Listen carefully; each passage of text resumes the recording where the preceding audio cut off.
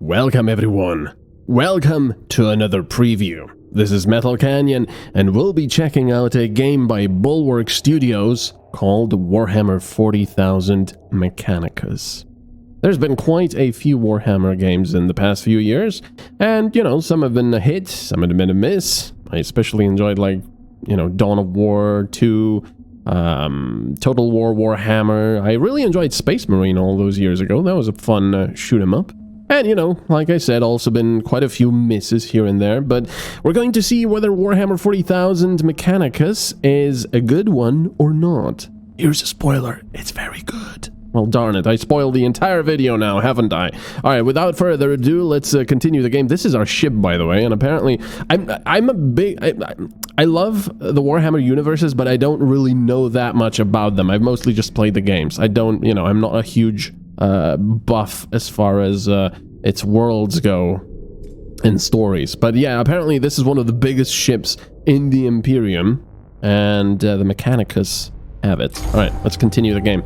So this game is a little bit like XCOM and a little bit like Darkest Dungeon, the latter of which I don't really enjoy that much for various reasons, but that's besides the point. Anyway, I'm really happy to say that this is a proper turn-based game. I love turn-based games, and I think Warhammer, especially 40k, well, both Warhammers really, really benefit from the whole turn-based design. Now, this is our ship, like I said, and these are our, well, they're not tech priests. What are they? Like I said, I'm not that familiar with all of it, but these are, these are the leaders. This is the main guy. So this is your ship. You can select missions from these guys that give it to you. You've got your technology. These are all the items and the weapons you collect. These are support weapons. These are the various troops you can collect, which is crazy how many there are. I cannot believe that there's so many. You've got ship upgrades. Right now I have cognition gauge max size increased by +1.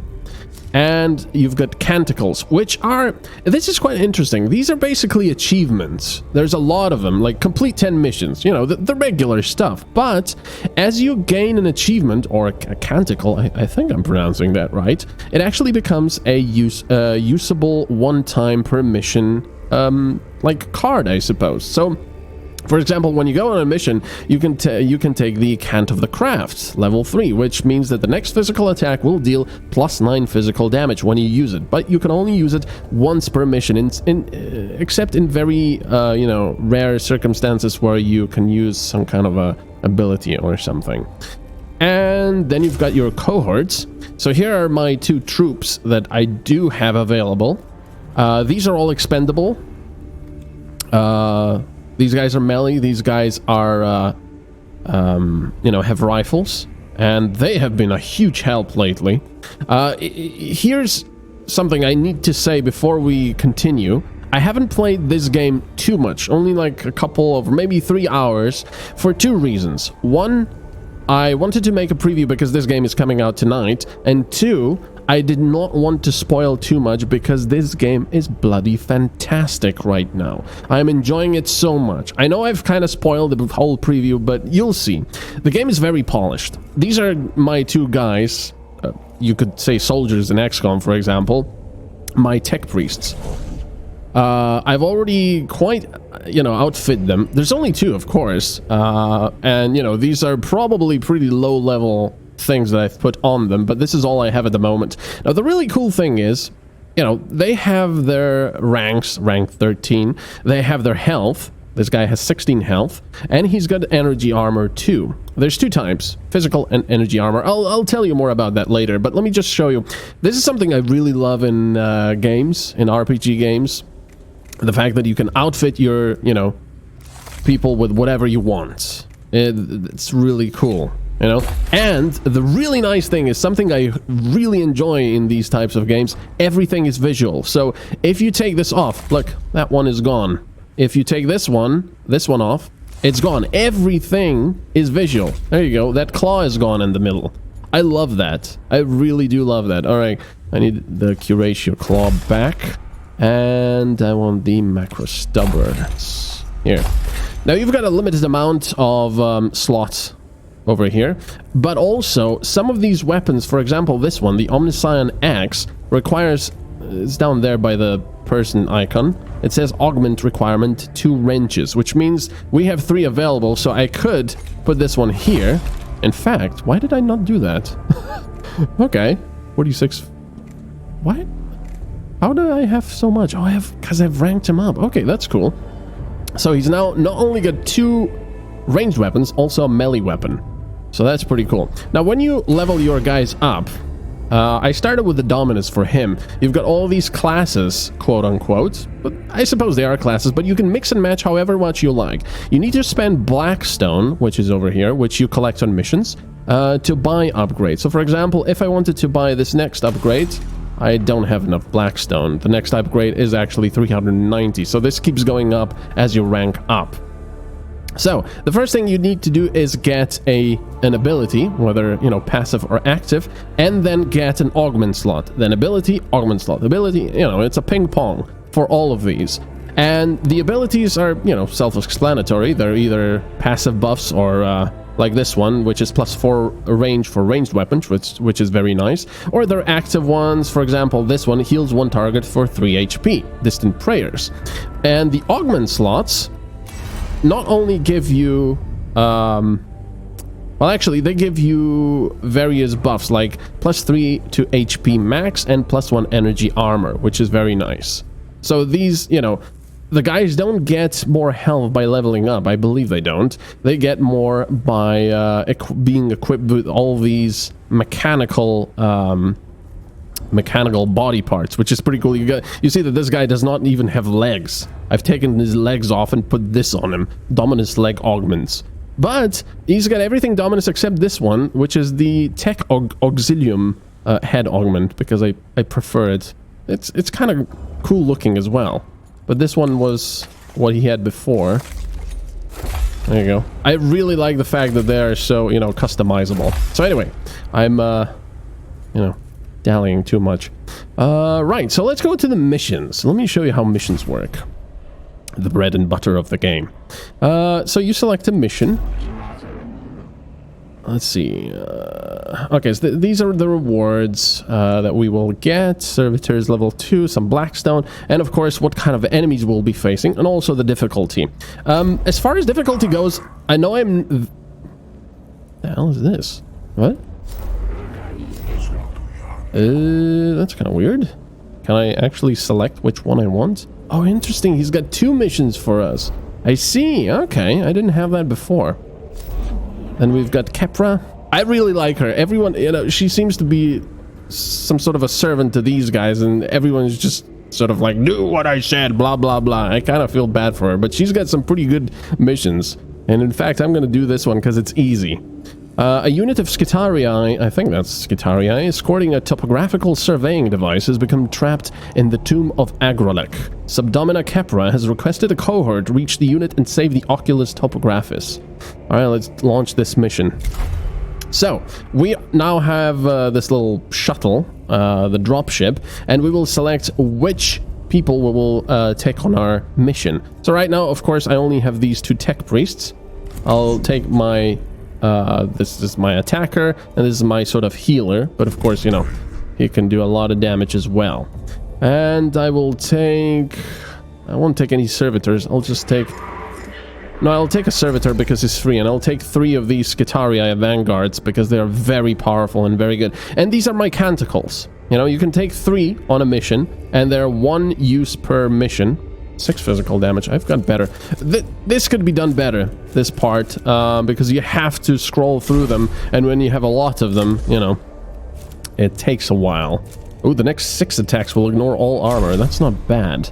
Back to the machine spirit. Alright, let's do this. Let's deploy. Obviously, when you have more tech priests and more troops, you can add them later. I'm not sure if you can have more than 2 tech priests on a mission, though. I'm not entirely sure about that. Alright, let's deploy. We have a problem, Magos. It is doubtful you would seize my attention with such alacrity were they going to plan, Subdomina. Okay, can I just say the sound design is absolutely fantastic. Everything from the sound effects to these voices to everything else is the right mix of Warhammer creepiness, bizarreness, and badassness.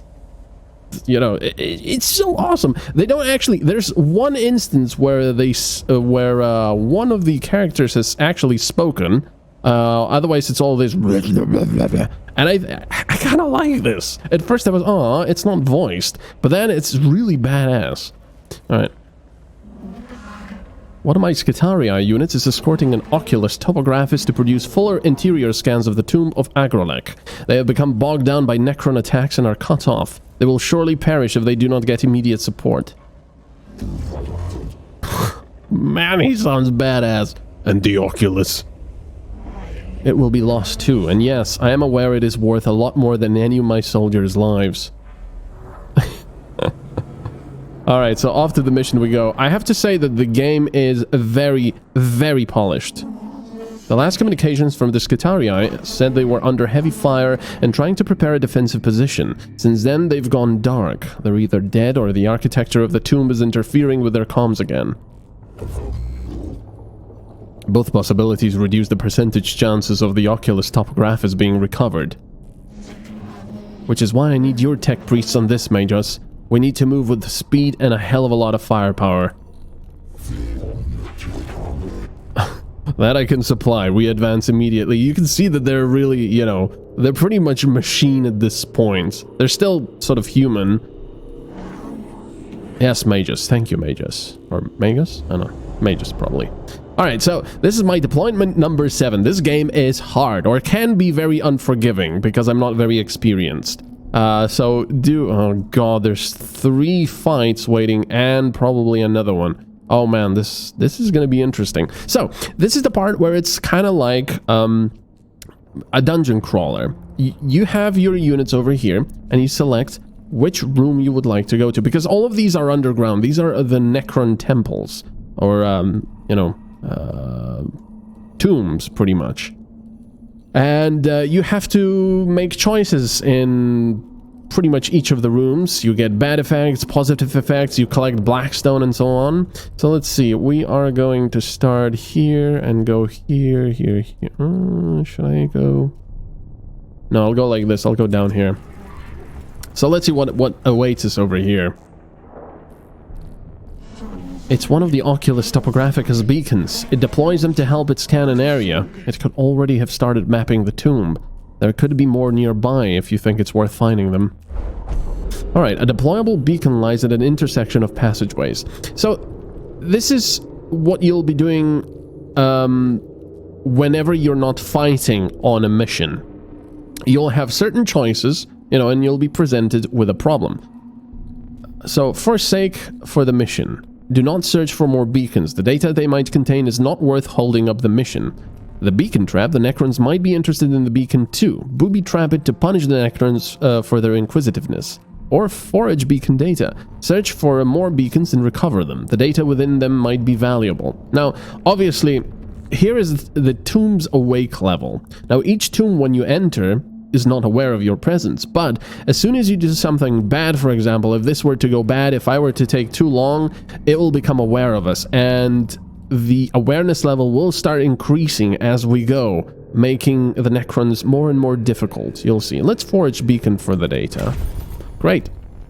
The cohort searches the area and locates 2 more beacons, pausing to extract the information from each. The Necrons, however, are closing in and quickly become aware of the cohort's location. So we've got 3 cognition points. I'll explain this in, you know, just a bit when we actually fight. This is basically what you use for more powerful abilities in a mission. And the awakening has increased by 2. So as soon as we get 1 more, they'll be aware of us. Alright, in fact, they will be aware of us now because we're going to fight them. Let me show you how fighting works. Uh-oh. Warning, our presence has been detected. On the lower left over here, you also see the initiative advantage. Either the Necrons have it, or we have it, or no one has it. Now, this can you know, go up or down depending on some of the choices of the random events that happen. I love this loading screen. It's so cool. Like I said, the game is very, very polished. There's only very few instances where, you know, they might need a little bit of a, you know, slight addition or something, like a pinch of salt. But mostly this game is just, it's awesome. And I really enjoy the sound effects. And oh my god, the music is so on point. You'll see. So, right now we're deploying for the battle. Unfortunately, this is really not a good place to be. There's 2 ranged Necrons here. There's 2 melee ones here. And yeah, we have no cover over here. Now, when I say cover, I don't mean cover in XCOM terms. It doesn't really work like that. Wait a second. He goes first. So he should be up here, maybe. No, actually, you know what? I'll wait for him. I will wait for him. Okay, let's start here. Alright, start the battle. We could also deploy some vanguards here. We might actually do that. I will do that. Let's start the battle, because I do have enough CP. Okay, now I will delay his turn. Now listen to the music. I know I'll keep babbling, but the music is bloody brilliant. It so fits the whole, you know, we're badass machine type cyborgs. And, you know, the fact that we're fighting Necrons and... Alright, so up here, everyone takes a turn, obviously. It's a turn-based game.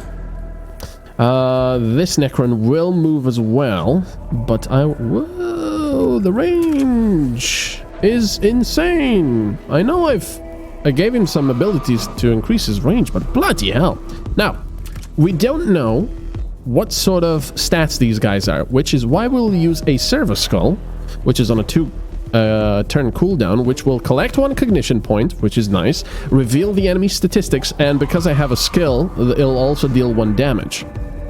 Intact priest unit gains +1 physical armor. Really?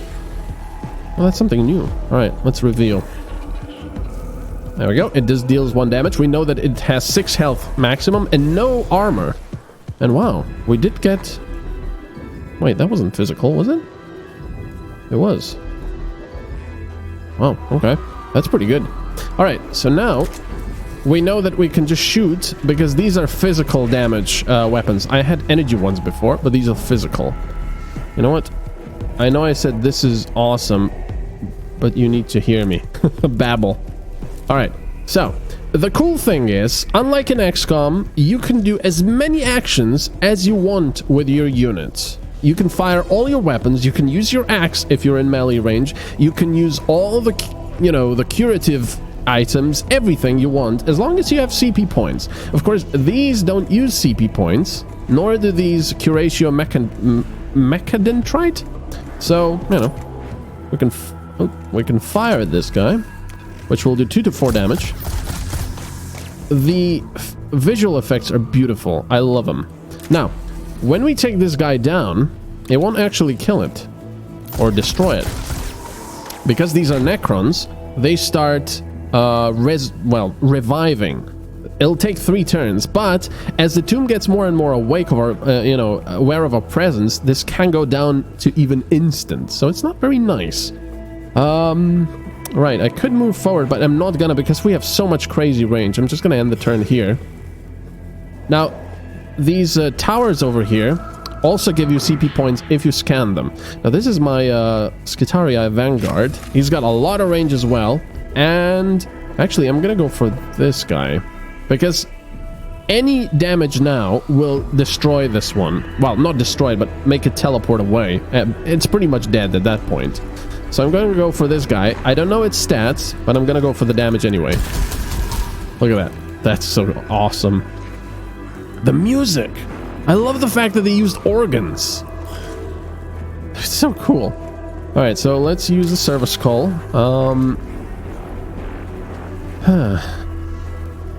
Let's reveal the stats of this guy, even though... Yeah, okay, he's got an energy shield. Unfortunately, I didn't get...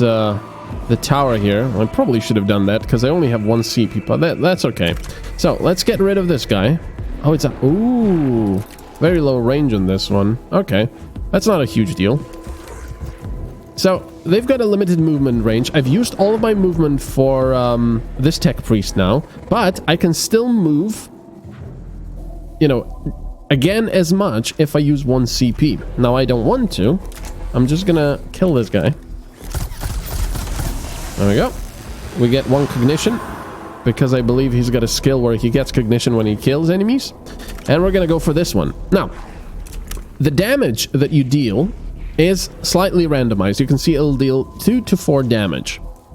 There is no to-hit chances in this game. If you can see that the little yellow icons appear above enemies. If I stand over here, I can hit this warrior. If I stand over here, I can hit both of these guys.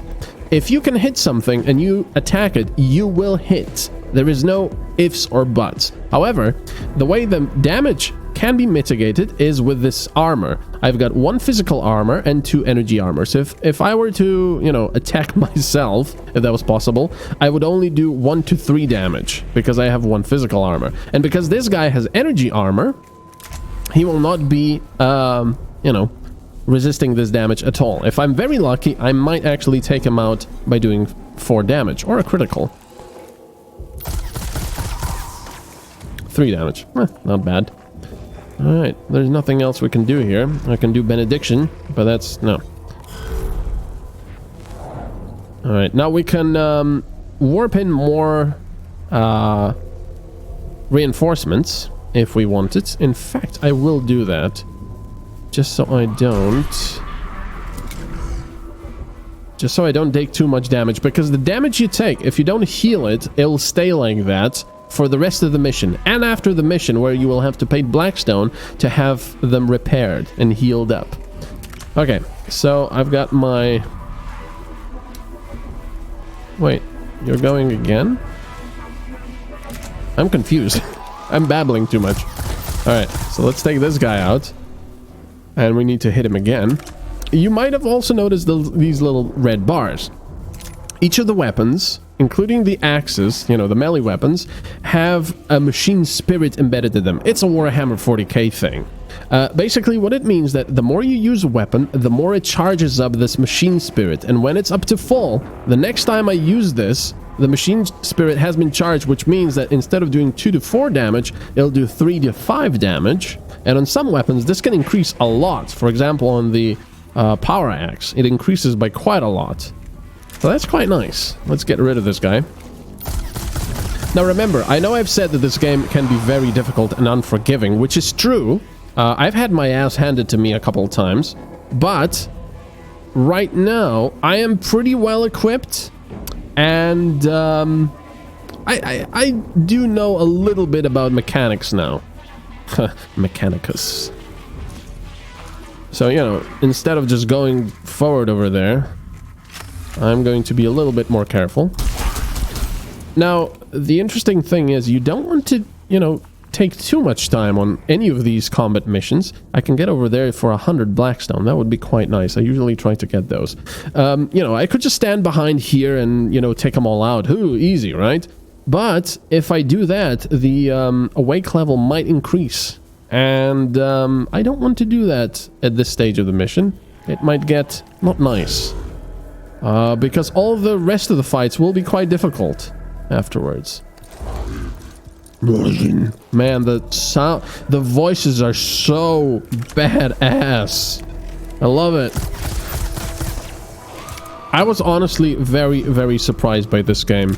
Having been somewhat disappointed quite a few times in the past now with Warhammer games, I have to say that this has been just bloody amazing. So here's what I can do. I can use 1 cognition to keep going, you know, towards that thing. This guy is trying to attack this guy, so he'll ignore the rest unless I do something. And here's the cool thing. I can spend 1 CP to move over there, but because I'll go past this tower, I will collect 1 cognition point as well. So, you know, I haven't really lost anything. Let's do that. So he'll stop here and take it. It's basically knowledge, because these are tech priests, and they're very interested in stuff like this.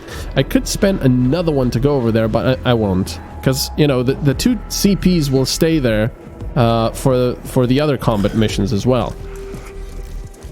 And this guy will never reach us anyway. I will not... Oh, yeah, I will be able to shoot him from here. I do not want to destroy him, however. Because I still want to get that 100 Blackstone, which is quite useful. Okay, see? The Tomb's awake level has increased. I don't want anyone else. I will delay his turn. I will delay his turn as well. Because I want to move over there. I'll use the Machine Spirit.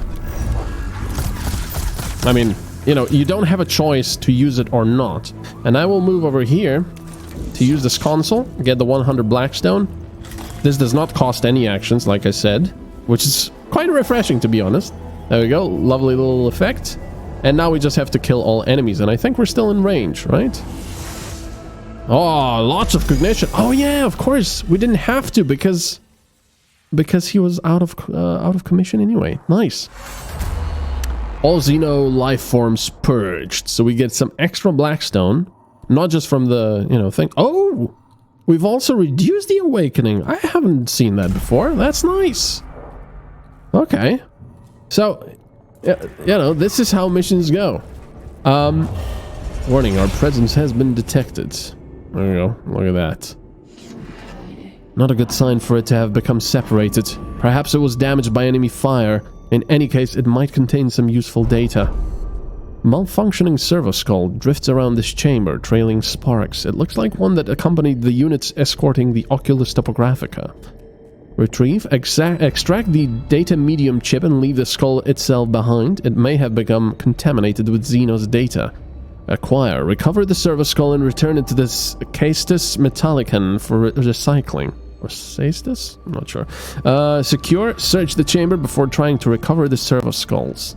Enemies may be nearby. Yeah, let's do that. Search the chamber first. Nice! The cohort checks out the chamber, which proves devoid of the enemy. During their search, however, the servo skull shorts out and drops to the floor, after which it can be claimed easily. So that was a positive effect, you know, but there's also negative effects, like your guys can get damaged, your servitors or these guys can get damaged, you can lose CP, you can increase the awake level. That usually happens, you know, you get more awake level. Before I get to the final place here, I want to go to the other ones as well. But, you know, the longer we are in this tomb, there we go, the more the tomb's awake level will be. The corpse of one of the Skitarii squad lies at the entrance of this chamber, evidently cut down by Necron fire, while trying to provide a rear guard for the rest of his unit. Mark the passing, pray for his mortal soul, cleanse, burn the corpse to put it beyond the use of the enemy, or scavenge, recover his gear for reuse. Now remember, this is Warhammer 40k, it's a dark, unforgiving world. Yes, we can pray for him, but you know, you've also got these options. So let's cleanse it. Burn the corpse to put it beyond the use of the enemy. The cohort uses promethium to soak the body and set it alight. Unfortunately, ammunition still on the corpse cooks off and explodes in a series of loud reports, giving away the cohort's position. Though the body cannot be used by the enemy for whatever strange purpose they might have for it, the cohort is now compromised. Uh-oh. Nothing happened though. We didn't lose the initiative advantage and the awake level did not increase. That's a bit odd. I think that's a bit of a bug. Anyway, like I said, I haven't really experienced any bugs so far, or, you know, this is a release game. You know how many times games can be released without being properly polished. Extra Necrons in battle. There we go. We are now at level 2 Tomb Awakeness. Does that even work? I'm sorry I'm babbling so much, but I'm so excited about this game. I love me some good turn-based combat. I love the... Oh, bloody hell, what the hell are those? New template detected. Observing. Excitement statement. How glorious. The Xenos vary their weapons. Plus Tesla weapon tech. This guy is the... sort of he speaks most like a computer of, you know, of all of them, even though they're all very cyborgy and machiney, but yeah, he's the one that most talks like a computer and, you know, does calculations and is interested in tech and so on. It's very cool. They all have their own personalities, even though the main guy explains over and over that he can delegate his neuron cores or something, like, you know, he doesn't want emotions for a particular mission, or, you know, something like that. It's really cool. He's the sort of cleric guy. They do not show signs of Prometheum flamer tech, which only shows their inferior steps in technological advancement. I recall that in Xenos and the Cant, the Xenos... Oh, he didn't finish. Not now, Vidix. Yeah, that guy constantly recites stuff from, you know, their religion, basically, because it's sort of like a machine religion, if I'm completely... You know, it's they worship a machine god, even though their king, from the Imperium of Man, is pretty much a god in a way. It's complicated. We've dealt with immortals for a while now. They're proving to be a worthy threat. Now they have a separate weapon pattern. This is most concerning for our troops, sire. Troops are of little concern. Mission is always priority over bio-life forms. Yep, that's Warhammer. Oh god, where are these guys? And there's a lot of them. I don't like that name, Immortal. Okay, so there's a warrior, 2 of these guys there. There's oh great, an ass, a Canthrite as well, and a warrior there, and 2 immortal. Oh my god. Okay, immortal and a warrior. Woo! Okay, this is gonna get interesting. I think we're gonna go... We gotta get this guy out of the way first. This we can sort of hide behind, these things. 60 meters range, and this guy has 8 meters range, so he'll be here, and he'll be here. Man, these voices are so cool. I can also get some vanguards over here, which will help a lot. I hope they won't get shot at, because they only have 8 health. Okay, this is gonna get really interesting. Let's delay our turn. I want to use this service call because it'll do 1 damage to the target.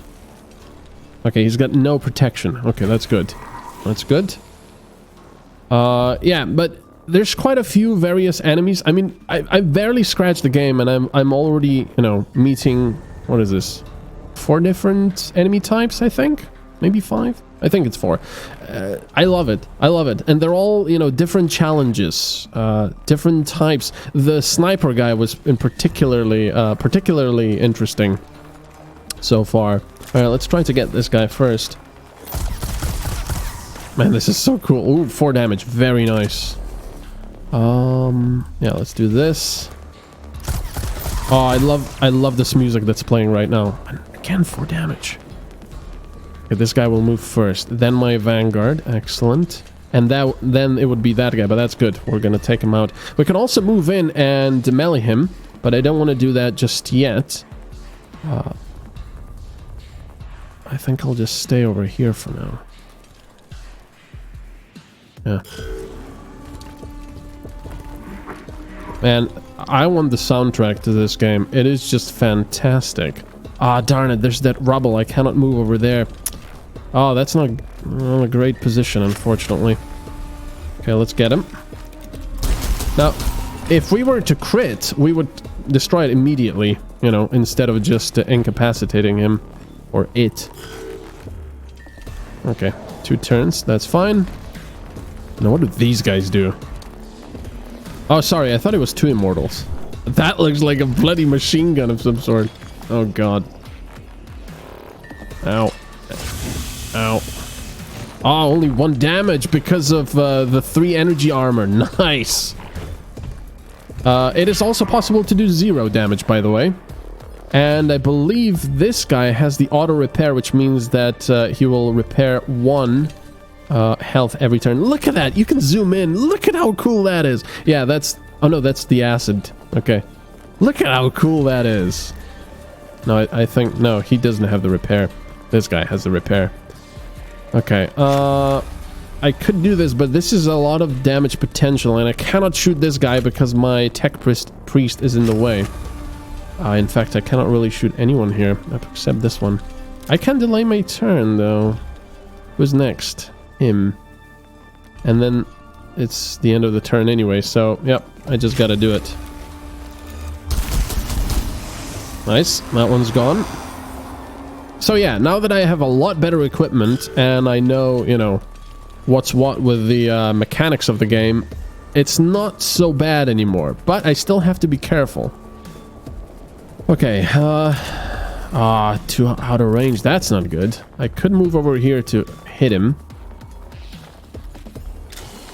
Man, this music is insane. Now let's reveal the stats. Now the cool thing is, if I were to take one of my tech priests, only tech priests can get cognitive points, by the way. Are they cognition points? Whatever. If I were to place him right next to here, he would immediately collect 2. And if I were to leave him there at the end of the turn, the next turn he would immediately get 2 more points. So, you know, these can be quite strategic if you park yourself there. I want to go to that other side and scan that console for 100 blackstone. Man, the music. Okay. I'll move him over here, even though this guy is not my, like, fighter type. He's more a healer, and he's got the auto repair. These guys will probably be in range. This guy will definitely be in range next turn, but... no. Okay, he's got energy shields. That's good, because we've got these macro stubbers are physical damage. Let's do that. Only 2 damage. Come on. Oh, damn. Okay. And unfortunately, well, I mean, I could use a cognition point and do melee there. How much does he have left? 4. Yeah, I could definitely get him. Let's do that. I don't want to take the damage. Actually, no, I won't. Because it'll be our turn afterwards anyway. Okay, the awakening level is increasing. So, by the way, if you go into melee range, you cannot use your weapons, which means that if we were to move into melee range of this Necron warrior, he would have to move away before firing his weapon, which means that we would get a free attack of opportunity with a melee weapon if we had one equipped, which we do. And a character only gets 1 attack of opportunity per his turn. I mean, per turn. Let's go. Nice. Now, the cool thing about that one is it immediately gets teleported away. It does not, you know, start resurrecting, I suppose, even though I don't think these things are alive.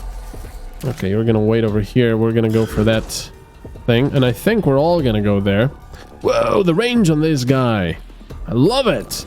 Now, this is the reason for this extreme range, for the 16 meters, it's pretty much double the range of that guy, is because I do not have a... Wait a second. That's why I did not have a melee weapon equipped in the first place. Ah! Because I have this. If no melee weapon is equipped, gain +1 damage, +1 physical, +1 energy armor, +4 range for ranged weapon, and +15 critical chance. I built him so he doesn't actually use melee weapons. Oh, well.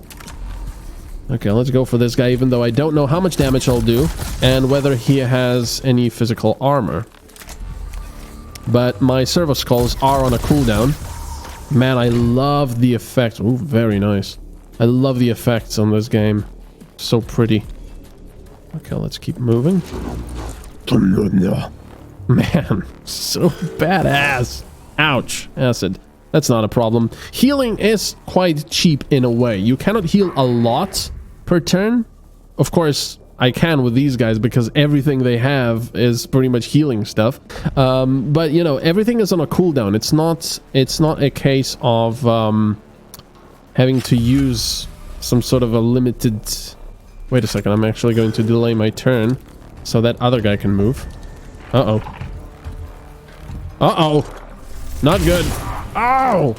Oh, 2 down. Oh, it actually does AoE. Oh, and movement reduced. That's not good. They got a lot of range as well. Oh yeah, look at that. That's not very good. Ooh, these guys are in trouble. I do not want to lose them. Man, this is so cool. I just want to keep playing it. Maybe I should do a let's play of this. Yeah, unit's movement is halved. That's not good. Okay, let's go for that guy then. I hope the name Immortal doesn't actually imply anything bad. Anyway, yeah, I'm not gonna keep playing forever here because, well, you probably want to see some other stuff. But this game is fantastic. I love the fact that it's done so properly. I feel they've done the Warhammer 40k universe justice. Everything is so creepy and badass and also brutal. You know, how these guys are completely expendable and so on and so forth. The music is magnificent. I love it. It's such a nice little combination of interesting, you know, instruments and the whispering and all of that stuff. The writing is pretty good as well. It's just fun. It's fun. I think I'll be spending a lot of time with this game.